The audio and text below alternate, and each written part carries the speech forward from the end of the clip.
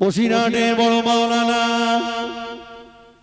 ও বাজানেরা আল্লামা রুহুল আমিন রাহমাতুল্লাহ আলাইহি তাকিনানপুর থেকে বসিরহাটের সাই মসজিদে চলে আসতেন পড়ার জন্য, কোরআন শরীফ শেখার জন্য। হুজুরের আম্মা জান হুজুরের হাতে কিতাব তুলে দিয়ে বলতেন, ও বাবা রুহুল আমিন, যাও বাবা, তোমাকে কোরআন শরীফ শিখতে হবে বাবা, তোমাকে দ্বীনের ইলম অর্জন করতে হবে বাবা, তোমাকে কোরআন শরীফ শিখতে হবে বাবা, তোমাকে দ্বীনের ইলম অর্জন করতে হবে বাবা। বসিরহাটের আল্লামা রুহুল আমিন রাহমাতুল্লাহ আলাইহি হেঁটে হেঁটে হেঁটে হেঁটে চলে আসতেন বসিরহাট শাহী মসজিদে। হুজুর আমার আস্তে আস্তে একদিন হরিতকি বৃক্ষের তলায় বসে পড়লেন।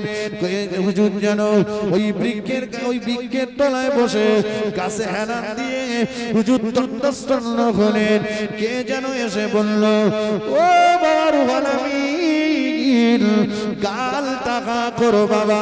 হুজুর গাল টাকা করলেন, হুজুরের গালের ভিতরে থুতু নিক্ষেপ করে দিলেন। হুজুরের ঘোমটা ভেঙে গেল। হুজুর শাহী মসজিদে চলে গেলেন। হুজুর যখন কথা বলছেন হুজুরের জবান দিয়ে আতরের গন্ধ বার হতে লাগলো, আতরের গন্ধ বার হতে লাগলো। ছেলেরা নালিশ করলো, হুজুর রুহুল আমিন মনে হয় আজকে আতর চুরি করে খেয়েছে। আল্লামা রুহুল আমিন রাহমাতুল্লাহ আলাইহিকে জিজ্ঞাসা করলেন তার ওস্তাদ হুজুর কেমলা। রুহুল আমিন হুজুর জবাব দিয়েছিলেন, না হুজুর না, আমি আতর চুরি করে খাইনি, আজকে এই ঘটনা আমার সঙ্গে ঘটে গিয়েছে। তার ওস্তাদ হুজুর কেমলা বলেছিলেন, ও বাবা রুহুল আমিন, শুনে রাখো বাবা, তোমার গালের ভিতরে যে থুতুটা নিক্ষেপ করেছে এটা থুতু নয় বাবা, এই থুতুটা নিক্ষেপ করেছেন যিনি, ইনি হলেন হযরত খিজির আলাইহিস সালাম। আর এই থুতুটা হলো ইলমে লাদুন্নি। জোরে বলুন সুবহানাল্লাহ। ইলমে লাদুন্নি হলো আল্লাহ পাকের খাস প্রদত্ত ইলম, আল্লাহ পাকের খাস প্রদত্ত ইলম, ইলমে লাদুন্নি। ও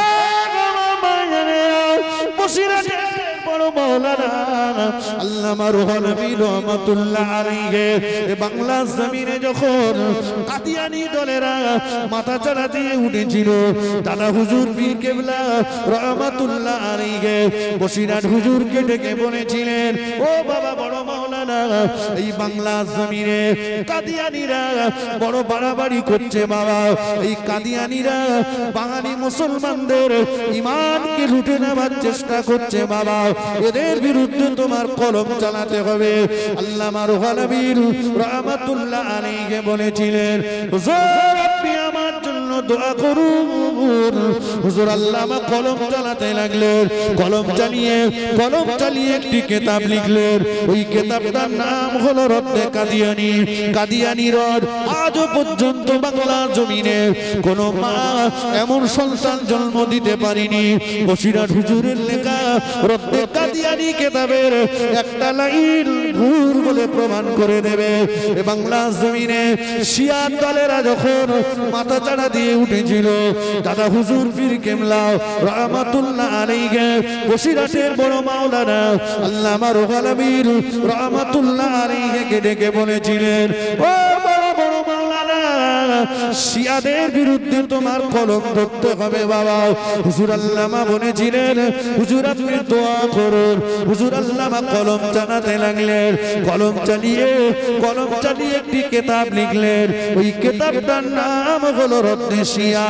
আজও পর্যন্ত শিয়াদের ভিতরে কোন মা এমন সন্তান জন্ম দিতে পারেনি।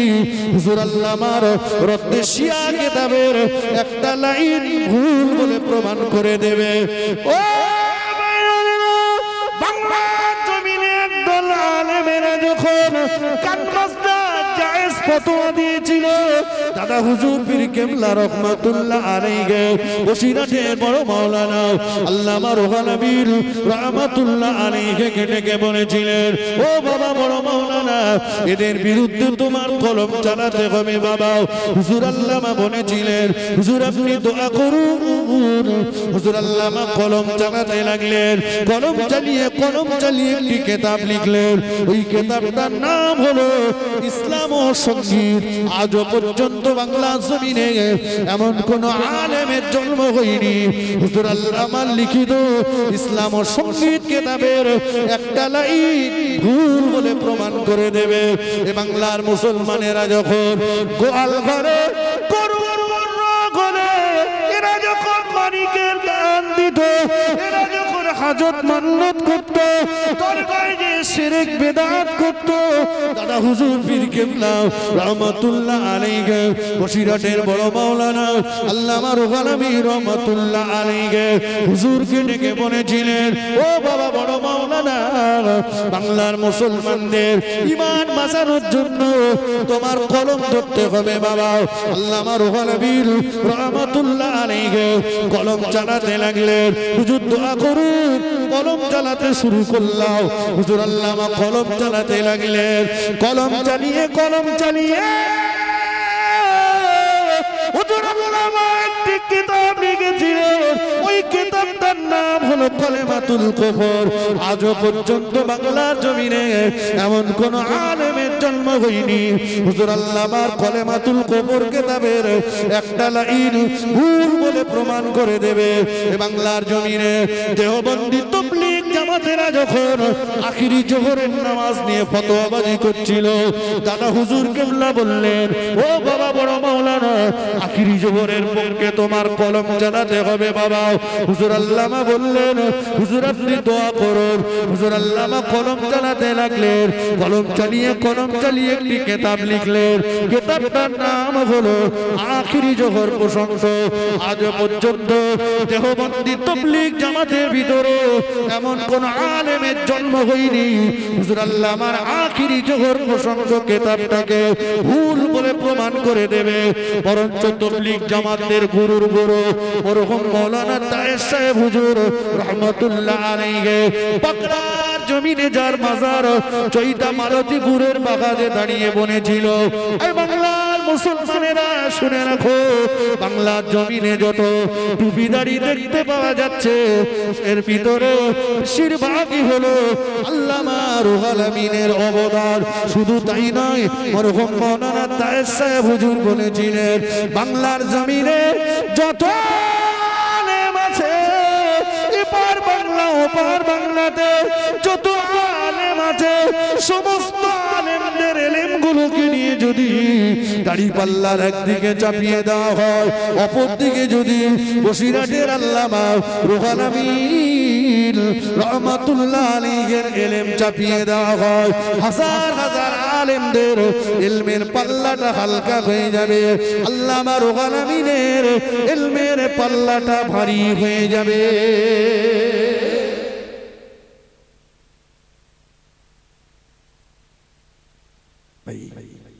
তাহলে বাপ মায়ের ইচ্ছা ছিল রুহুল আমিনের দ্বারাই বাংলার মানুষের ঘরে ঘরে ন্যায় সত্যের বাতি জ্বালাবো।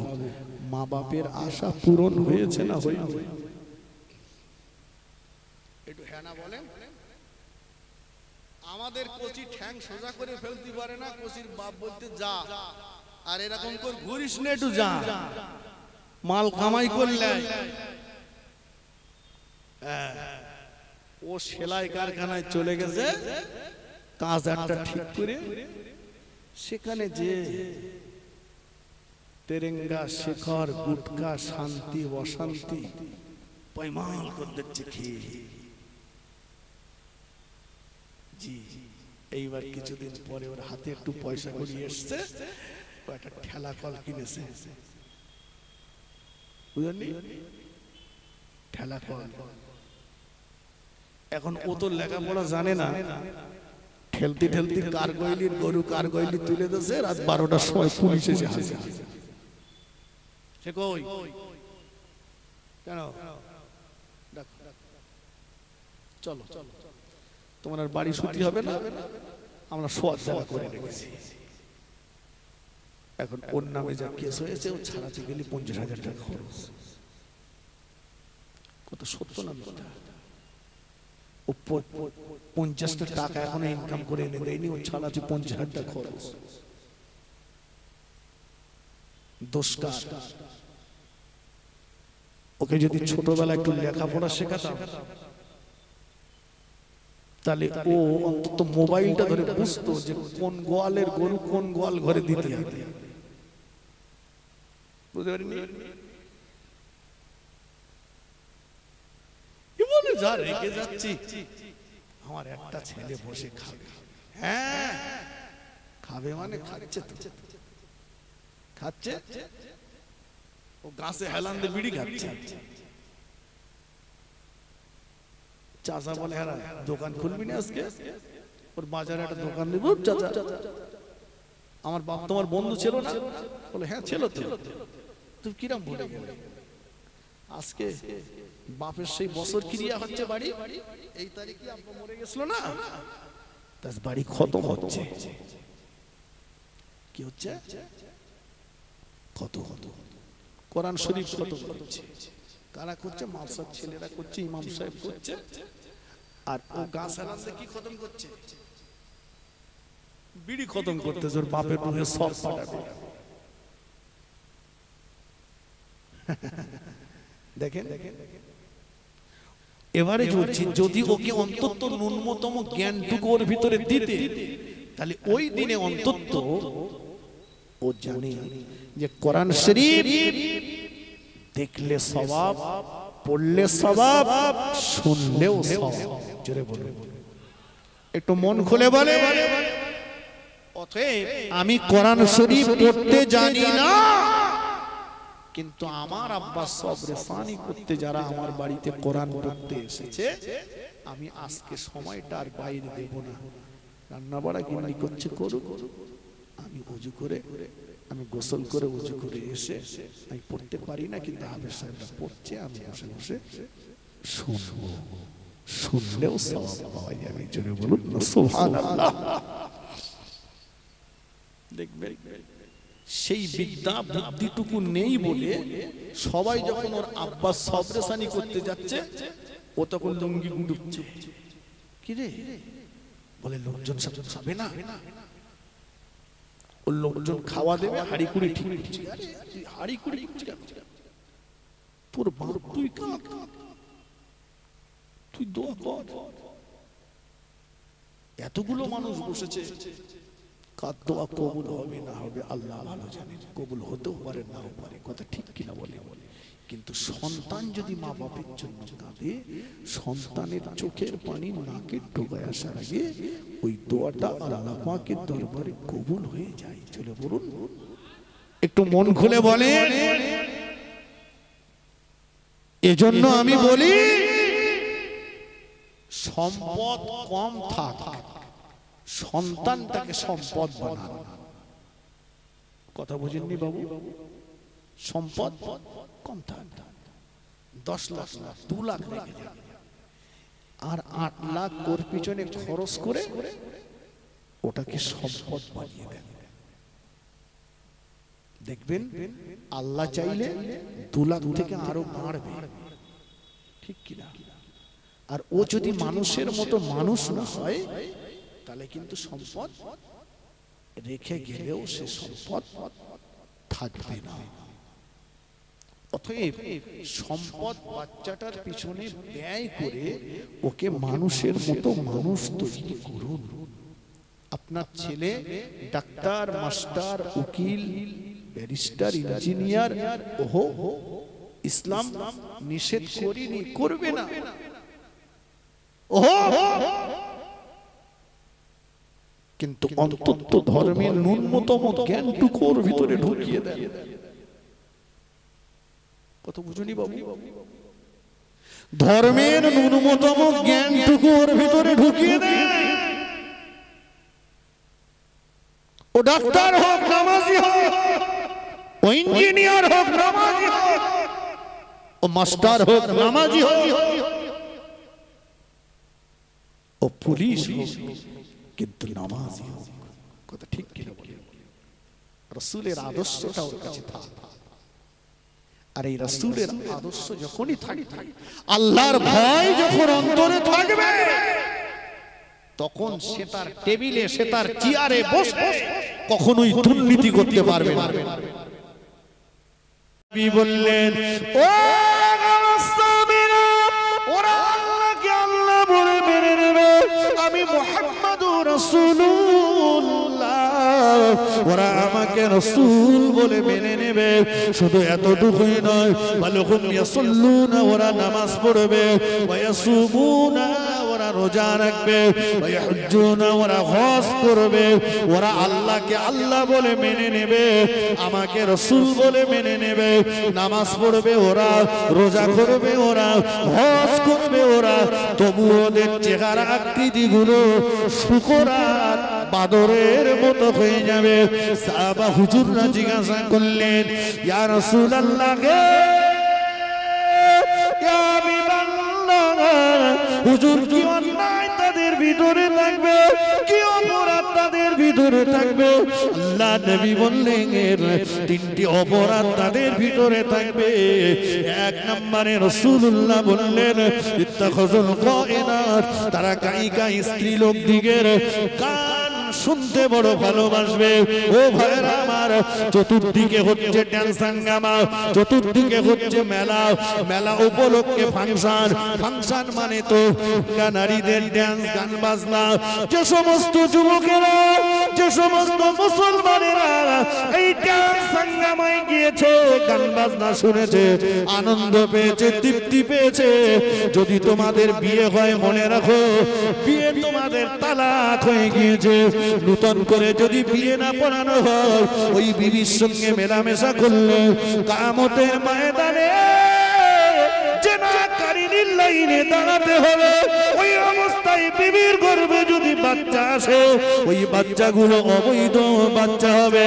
ও যুবকেরা শুনে রাখো, যারা গান বাজনায় গিয়েছো, ডান্স হাঙ্গামায় গিয়েছো, ড্যাংটা নারীদের নাচ দেখতে গিয়েছো, শুনে রাখো রাসূলুল্লাহ বলেছেন, মরণের সময় তোমরা যদি বিনা তওবায় মারা যাও, তোমাদের চেহারা আকৃতিগুলো শুকরার বাদরের মতো হয়ে যাবে। ও ভাইরা আমার, রাসূলুল্লাহ সাহাবীরা জিজ্ঞাসা করলেন, ওগো আল্লাহর নবী, দ্বিতীয় অপরাধ তাদের ভিতরে কি থাকবে? আল্লাহর নবী বললেন, আল মাগাদিফা, তারা বাড়িতে বাড়িতে তারা এমনি করে তারা বাদ্যযন্ত্র ব্যবহার করবে, বাড়িতে বাড়িতে তারা বাদ্যযন্ত্র ব্যবহার করবে। তিন নম্বরে আল্লাহর নবী বললেন, ওয়াইকুরিবুনা দুফুফা, একতার আছে তারা ঢোল তবলা কাশি, এই বাজনাগুলো তাদের কাছে বড়ই প্যারি হবে। আমার দোষ না ভাই, আমি হাদিসটার বাংলা ব্যাখ্যা করছি। তিনটি অপরাধ। তাহলে যারা বক্স লাগিয়ে মাটি কাঁপাচ্ছে, তৈরি থাকো, তোমাকে একদিন এই মাটির নিচেই যেতে হবে, সেদিন তোমাকে কাঁপিয়ে ছেড়ে দেবে মাটি। একদিকের হাড়, পাঁজরের হাড় চাপ দিয়ে আর একদিকে পাঁজরের ভিতর ঢুকে যাবে। এরা কারা? এরা তো আমাদের ঘরের ছেলে।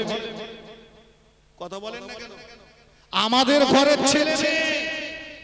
একদিকে আমি যেমন তাদের বলবো, আপনি ইহুদি খ্রিস্টানদের চরিত্র ছেড়ে দেন। হে যুবক, হে যুবতী, হে আমার ভাই, হে আমার বোন, তুমি ছাড়ো, ওগুলোকে ত্যাগ করো, রাসূলের সুন্নাতের পায়রবি করো, রাসূলের আদর্শটাকে নিজের জীবনে মেনে নাও। রাসূল বলেছেন, আমাকে বাদ্যযন্ত্র ধ্বংস করার জন্য দুনিয়াতে প্রেরণ করা হয়েছে, ওই বাদ্যযন্ত্রে তুমি লাথি মারো। পিকনিক করছো, যুবক ছেলেটা পিকনিক করতে চলে যাচ্ছে, যুবতী মেয়েটা চলে যাচ্ছে, চাচা মসজিদে বসে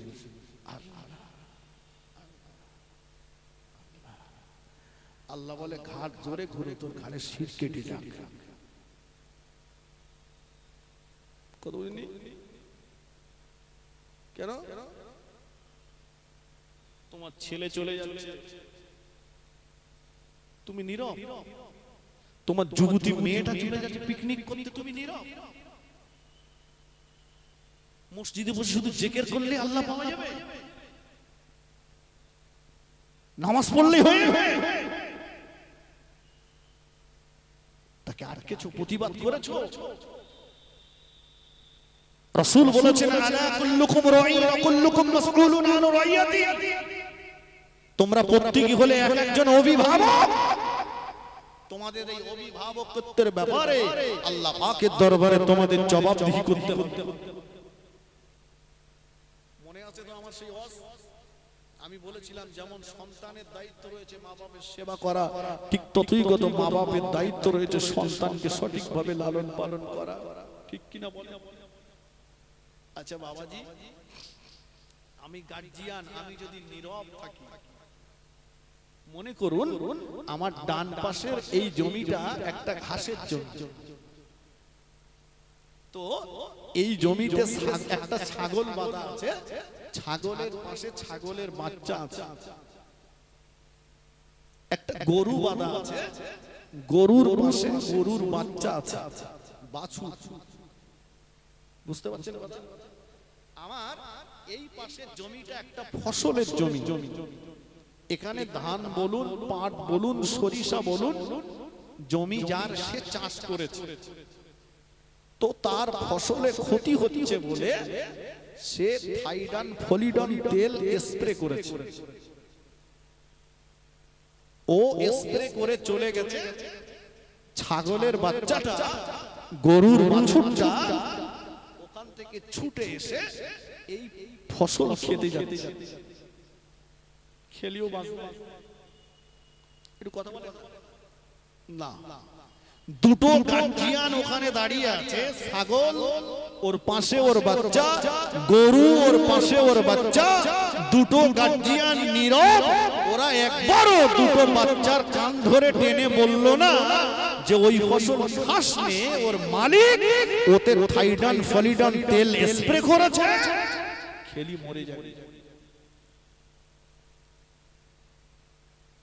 বলি কারণ ওটা বলার ক্ষমতা ওদের কথা বলেন নেই।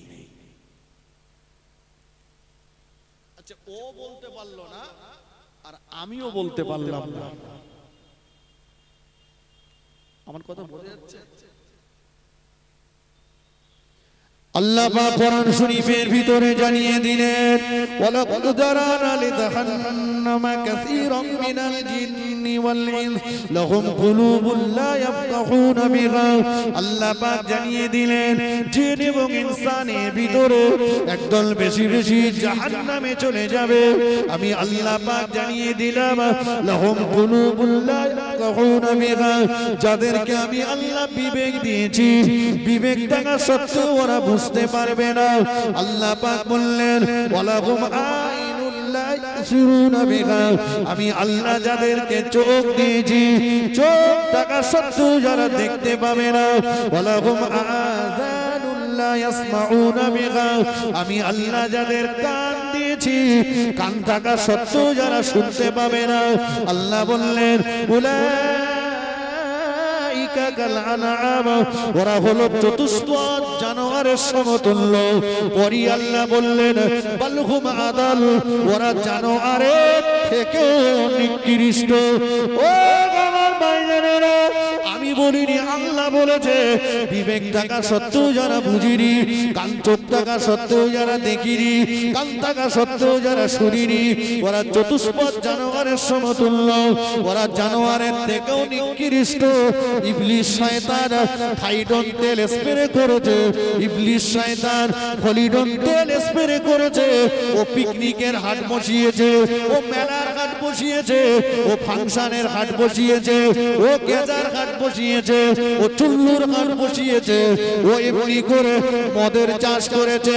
এবারে বলুন, আপনি তো গার্জিয়ান, আপনার তো বিবেক বুদ্ধি চোখ নাক কান আল্লাহ পাক সব দিয়েছেন, এরপরেও আপনার ছেলেটা ছুটে চলে যাচ্ছে শয়তানের চাষ করা ওই গেঁজার বাগানে গেঁজা খেতে, আপনার বাচ্চাটা চলে যাচ্ছে ছুটে শয়তানের চাষ করা ওই মদের বাগানে মদ খেতে, আপনার বাচ্চাটা ছুটে চলে যাচ্ছে শয়তানের চাষ করা চুল্লুর বাগানে চুল্লু টানতে, আপনার ছেলেটা চলে যাচ্ছে শয়তানের চাষ করা তাসের আড্ডাতে।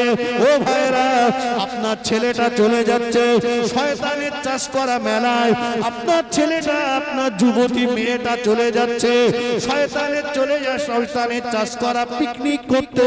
আপনি গার্জিয়ান একটা বার প্রতিবাদটুকু করতে পারলেন না, তার গালে একটা চড় মারতে পারলেন না, তাকে বাড়ি থেকে তাড়িয়ে দিতে পারলেন না, তার অন্যায়টাকে সমর্থন করে মুখ বুঝে হজম করে নিলেন। এবারে আপনি আমি বলুন, ছাগল গরু গার্জিয়ান, আমিও গার্জিয়ান, উভয় গার্জিয়ানের ভিতরে পার্থক্য কোথায়?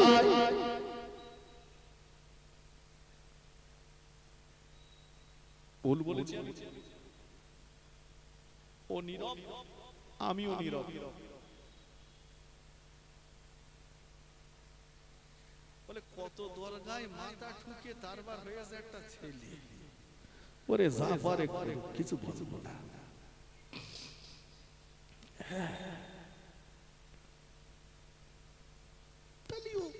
ওলির চিন্তা করলে হবে না, বুনো মাঝে মাঝে গাল চুল করবে, তেঁতুল খেতে কমলে আলহামদুলিল্লাহ, না কমলে সহ্য করতে হবে, চুল করে কিচ্ছু করার নেই।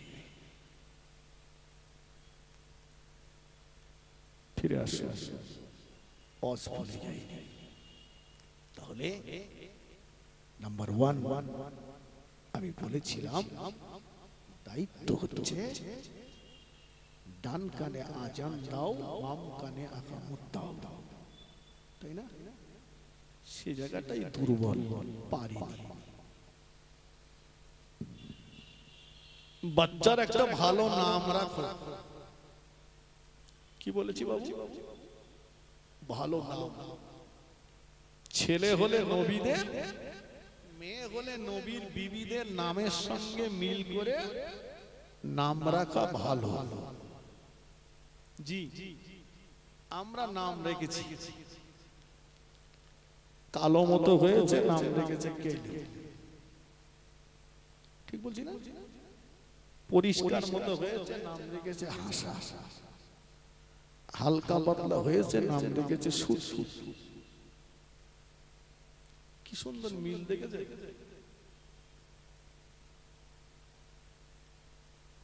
মিল আর নাট বল্টু তো অভাব নেই। লালটু, সল্টু, বল্টু, নাট, বিয়ারি নাম। বসিরহাটের আল্লামা রুহুল আমিন রহমাতুল্লাহ আলাইহি, আল্লাহ পাক এত বড় দরজার আলেম করেছিলেন, জি, যিনি হাদিসের হাফেজ ছিলেন। তার ইলমের সম্মানার্থে মুজাদ্দিদুস জামান দাদা হুজুর পীর কিবলা রহমাতুল্লাহ আলাইহি উঠে দাঁড়িয়ে যেতেন। জোরে বলুন সুবহানাল্লাহ।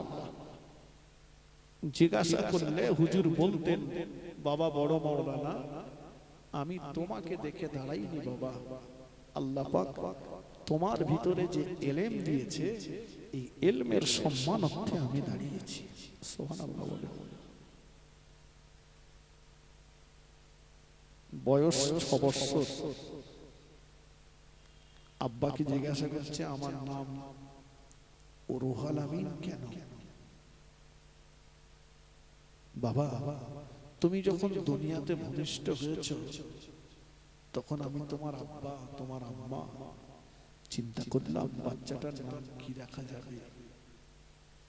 ভাবলাম আল্লাহ পাকের কাছ থেকে ওয়াহদানিয়াতের বাণী, একত্ববাদের বাণী, কোরআনের বাণী নবী পাকের কাছে নিয়ে আসতেন ফেরেশতা জিবরিল আমিন আলাইহিস সালাম। এই আল্লাহর ওয়াহদানিয়াতের বাণী প্রচার করতে চেয়ে আমার নবীকে অনেক মার খেতে হয়েছে, লাঞ্ছিত হতে হয়েছে, অপমানিত হতে হয়েছে। তাই বাবা, তোমার দ্বারাই বাংলার মানুষের ঘরে ঘরে ন্যায় ও সত্যের বাতি জ্বালাবো। তোমার দ্বারাই বাংলার মানুষের ঘরে ঘরে কোরআনের বাতি জ্বালাবো। তাই তোমার নাম ফেরেশতা জিবরিল আমিনের নামের সঙ্গে মিল করে নাম রেখেছি রুহুল আমিন। জোরে বলুন, একটু মন খুলে বলেন।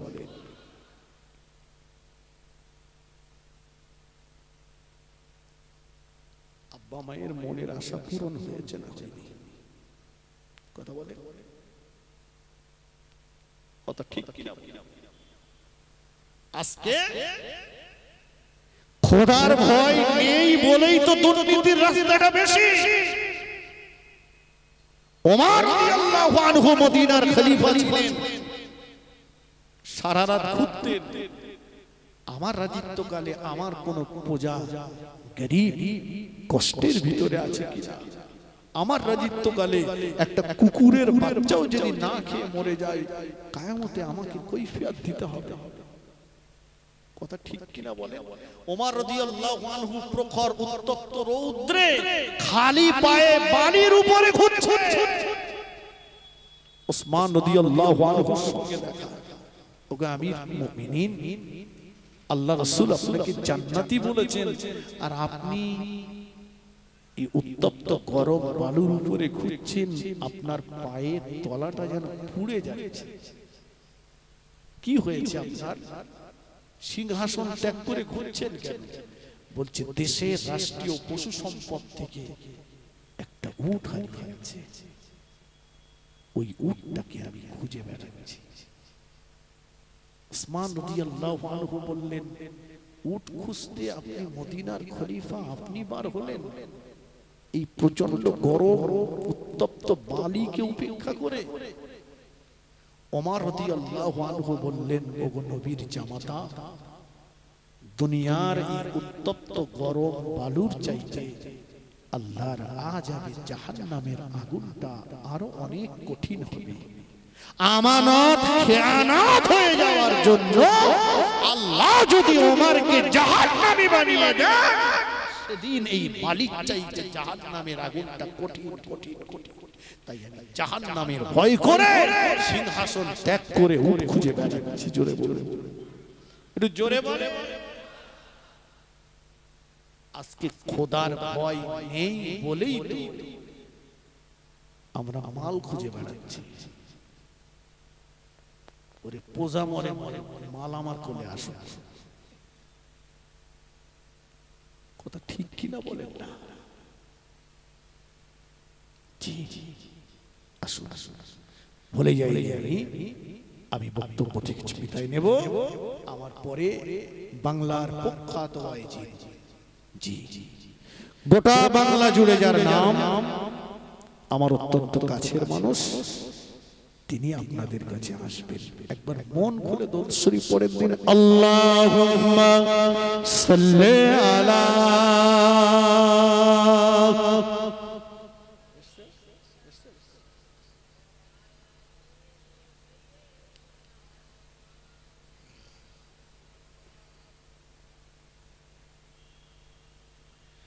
ওগো মা আমিনা, তোমার কুড়ে ঘরে রহমত খোদার পড়ে জোরে জোরে। ওগো মা আমিনা,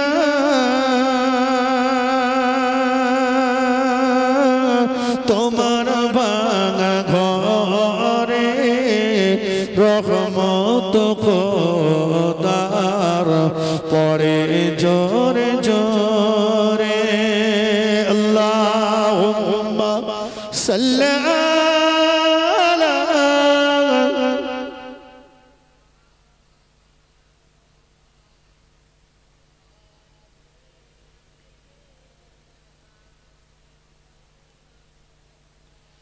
দোলে শিশুনো বিজি আমিনার আঙিনায়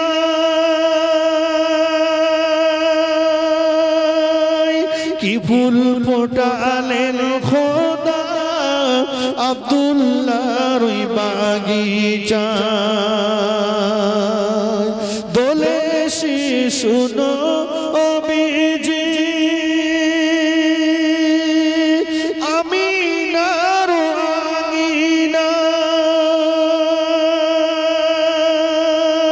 কি ফুল ফোটালেন খোদা আব্দুল্লাহর বাগিচায় সেই ফুলেরই খুশবুতে আজ জগৎ গেল ভোরে রহমত খোদার পড়ে জোরে জোরে ও গো মা আমিনা তোমার কুড়ে ঘরে রহমত খোদার পড়ে জোরে জোরে আল্লাহুম্মা সাল্লি আলা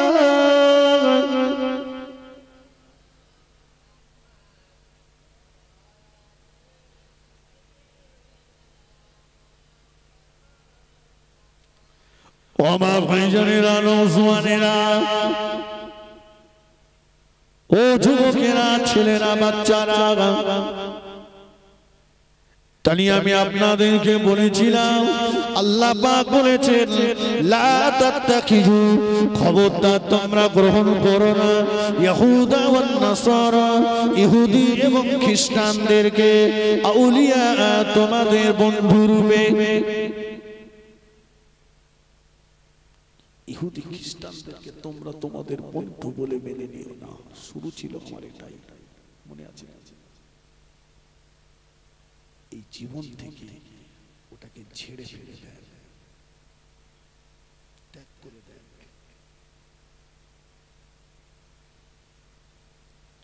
ও ভাইয়েরা ও নওজওয়ানেরা আল্লাহ নবী দিন ও দুনিয়ার বাদশা হাবিবুল্লাহ জনাবে মুহাম্মদুর রাসূলুল্লাহ সাল্লাল্লাহু আলাইহি ওয়াসাল্লাম হুজুরের দরবারে একজন আসলেন ইয়া রাসূলুল্লাহ ইয়া হাবিবাল্লাহ হুজুর আমি বড় ব্যস্ত মানুষ সময় আমার হাতে কম হুজুর অল্প সময় নিয়ে আমি আপনার কাছে এসেছি হুজুর এমন কিছু আমলের কথা আমাকে বলুন যে আমলগুলো করলে আমি জান্নাতে চলে যাব তবে ওগো আল্লাহর নবী আমি ব্যস্ত বেশি আমল করলে করতে পারবো না কম আমল করে আমি জান্নাতে যেতে চাই আল্লাহর নবী বললেন এক নম্বরে আল্লাহর নবী বললেন লা তুশরিক বিল্লাহ ও আল্লাহর বান্দা আল্লাহর সঙ্গে কাউকে যেন অংশীদার স্থাপন করো না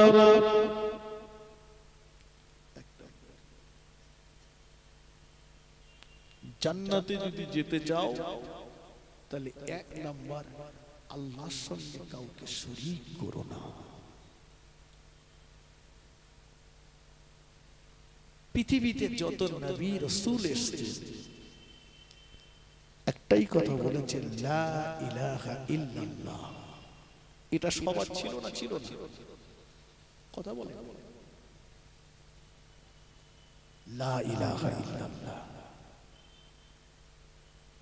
পরিবর্তন হয়েছে নূহ নবিউল্লাহ ইব্রাহিম খলিলুল্লাহ ইসমাঈল জবিহুল্লাহ পরিবর্তন হয়েছে ঈসা রুহুল্লাহ মুহাম্মাদুর রাসূলুল্লাহ কিন্তু শুরুতেই ছিল লা ইলাহা ইল্লাল্লাহ আল্লাহ ছাড়া কোনো মাবুদ নাই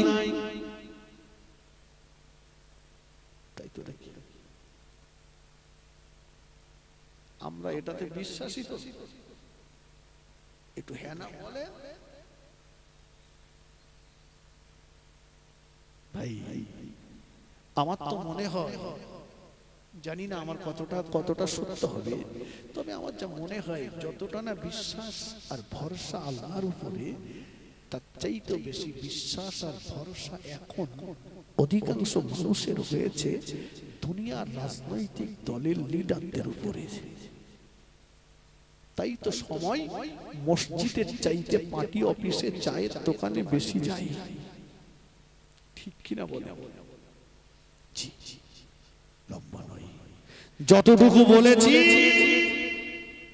আল্লাহ আমাদের সবাইকে, বিশেষ করে আমি গুনাহগারকে আল্লাহ বেশি বেশি আমল করবার তৌফিক দান করেন, বলুন আল্লাহুম্মা আমিন। সকলের কাছে দোয়া চাইছি। আমার আব্বাজান শারীরিকভাবে খুবই অসুস্থ, আপনারা আমার আব্বাজানের জন্য দোয়া করবেন, আল্লাহ পাক তাকে যেন শিফায়ে আজিলা কামিলা নসিব করেন, বলুন আল্লাহুম্মা আমিন। এর তাকবীর দেন, নারে তাকবীর। এই শেষ ভোল্টেজ না, এর পরে আছে আছে ভাঙড় এলাকা তো বলে ঠিক জায়গায় লাগাবো, এখানে লাগালে তো টিরপল পাবো না, খোড়া লোক সেও যাচ্ছে, ঘর দেবে না জানিস? হ্যাঁ, ও ঘর দেবে না, আর আল্লাহ চাইলে তোর ঘরে সুতি দেবে না, ঠিক কিনা বলে? তাহলে নামটা জোরে কার নেবেন? একটু মন খুলে বলেন নারে তাকবীর, নারে তাকবীর। জনাব আল-গাজ হাফেজ কারি মাওলানা হিজবুল্লাহ খুনজি সাহেব, জনাব আল-গাজ হাফেজ কারি মাওলানা হিজবুল্লাহ খুনজি সাহেব, নারে তাকবীর। বিদায় নিলাম সিলসিলায়ে মুজাদ্দিদে জামানের উজ্জ্বল নক্ষত্র, আমার অত্যন্ত কাছের মানুষ, আমার খুব কাছের বন্ধু, খুব কাছের কাছে, মানে দুজনা একই পেটের, জি জি। আল্লাহ কবুল করেন, আল্লাহ আমাদের সবাইকে দ্বীনের খাদেম হিসেবে আল্লাহ যেন কবুল করে নেন, বাকি জীবনটুকু আল্লাহ যেন নিরাপত্তার সঙ্গে দ্বীন ইসলামের খিদমত করার তৌফিক দান করেন, বলুন সকলে আল্লাহুম্মা আমিন। ওয়া আখিরু দাওয়ানা আনিল হামদুলিল্লাহি রাব্বিল আলামিন। মুহাব্বতের সঙ্গে উচ্চ আওয়াজে দরুদ শরীফ, আল্লাহুম্মা